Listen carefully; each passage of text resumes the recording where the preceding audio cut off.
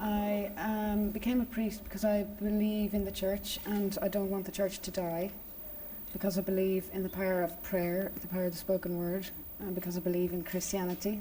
And I take it very, very seriously, being a priest. And I hope you don't mind my saying don't talk to me like a teenager, because I know you're fond of me, so in a way you think of me as a daughter, but Go on. it's a very adult decision, and I have a lot of respect for everybody who would be critical. I think it's wise, because yes, you're all absolutely right. A person shouldn't become a priest unless they take it dreadfully seriously.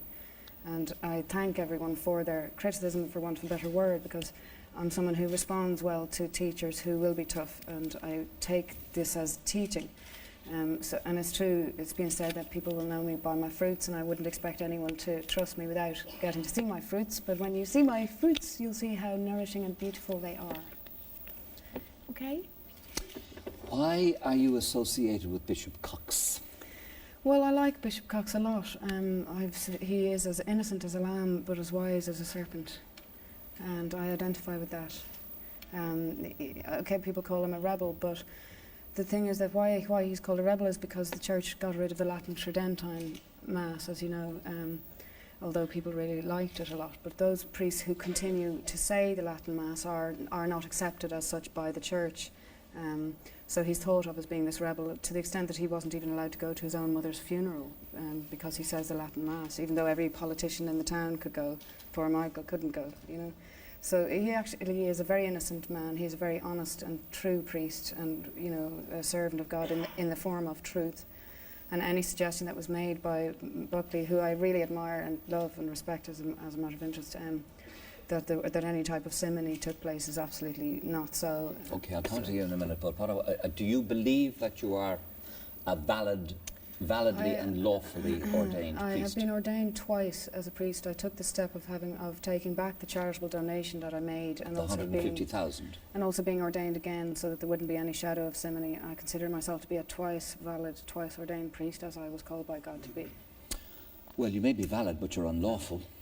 Well, unlawful according to whose law? Not according to God's, because God makes his own priests and priestesses, and we're all born priests actually, and it's not for men to make people priests. And But it's equally not for men to say no to God when God is saying yes. Indeed, but you're not lawful. You are not a validly and lawfully ordained priest of Rome. Yes, I'm not necessarily accepted by Rome, but I believe I will be eventually. I'm quite confident that Rome has a heart which can be appealed to, and that I come from love and my vocation is true, and it might take them a while to see that, but after a while I believe that they will see that it's true. So I believe it'll be only a matter of time, perhaps years, but only a matter of time before I and other women will be accepted as priests. So you believe you're validly ordained, but yes. not lawfully ordained? I'm not going to get into answering that question. I am a valid priest, twice ordained, and anyone who wishes to receive any of the sacraments of the Roman Catholic Church from me can do so by contacting me through my bishop, Bishop Cox, at St. Coleman's Church in Cree, County Offaly. Some people believe, great. Those who don't believe don't have to believe. Those who do believe, here I am. Well, the situation, I know it's highly legalistic, and you would need Paddy McEntee well, no, my bishop is a valid Adrian bishop, Hardiman and I was down ordained here. by a valid bishop, and I am yes, but a valid priest. not lawfully. Not lawfully. According to Rome, not lawfully. But anyway. Nothing you can do, Gay Byrne, will invalidate my priesthood. No, but it's nothing I can do will you don't have influence to you one way or believe in the it other. if you don't want to, and it's not my job to I'm just convince asking you. Those who do believe, Rastafari. I'm just asking what you believe. And that's all. Rastafari, Dread-Eye, Rastafari. Why were you ordained a second time by him? To cover any danger or suspicion of it being simony. Yes, which is the sin of buying sacraments. Now, shall I get on with my song? No, hold on. You said earlier to Jerry that you said the money never got to him because obstacles were put in your way. Well, no money ever. The money I agreed to give Michael was well after we had arranged my ordination. I made a charitable donation in 2 halves, which was for the building of a healing centre in Offaly, which was for the benefit of the traveller people of Offaly. However, Mr. Buckley, Bishop Buckley, decided to make this seem like simony, so I, to protect myself and my sacred priesthood, took back the money, or rather, luckily the money had never got to his account anyway, but he had agreed if it did, he would give it right back to me. So so we arranged he would give me back, and I took the step of him ordaining me again, so there couldn't be any doubt about it. Yes. What reaction, Sinead, did you have after you were with Marion on Monday? A very positive reaction. The media, of course, all give out, but they never represent public opinion. They never did, and they never will. People on the street treat me with the respect and love that I've always been treated with. So. Yes. Can I sing my song, please? No, I want to talk to you a little more. How are you? How are you? I'm very well. I'm very happy. And we were told that you were going on a retreat. I am going to stay with my Bishop Cox for about 5 weeks, in a couple of weeks' time, to do some pretty intensive training. And might remind everyone that the apostles were not trained in Scripture when Jesus ordained them. Neither were any of the people that God or Mary ever appeared to on this planet anything but illiterate and lowly people. Yes.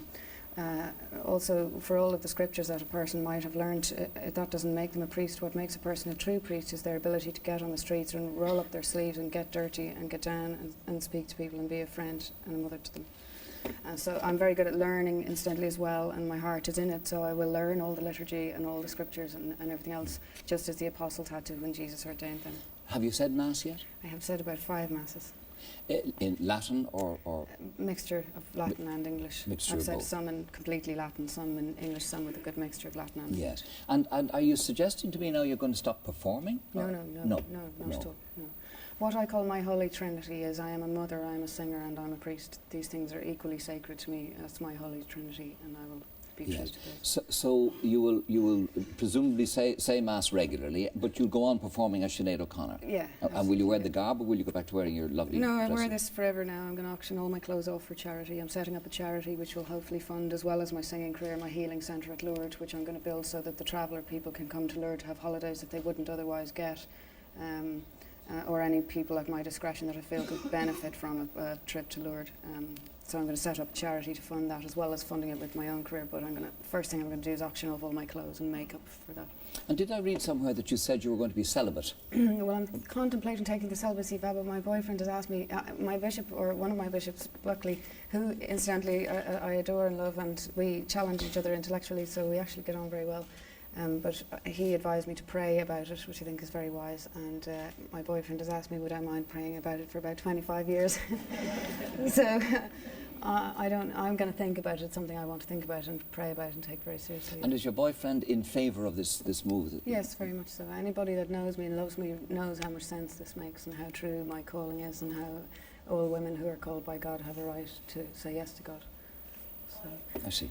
this lady wants to ask a question. Hello. Hi. Yeah. I just want to ask you, Sinead, I think I have no problem with you being ordained as a priest, as a woman. I think it's wonderful. And if it gives recognition to the needs for women to be priests in this country, that's great. Sure.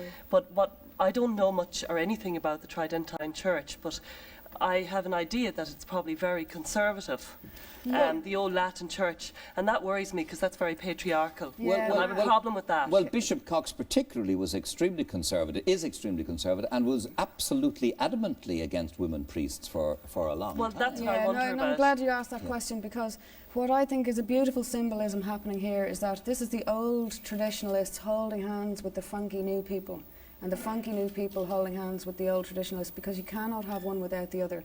It's very important.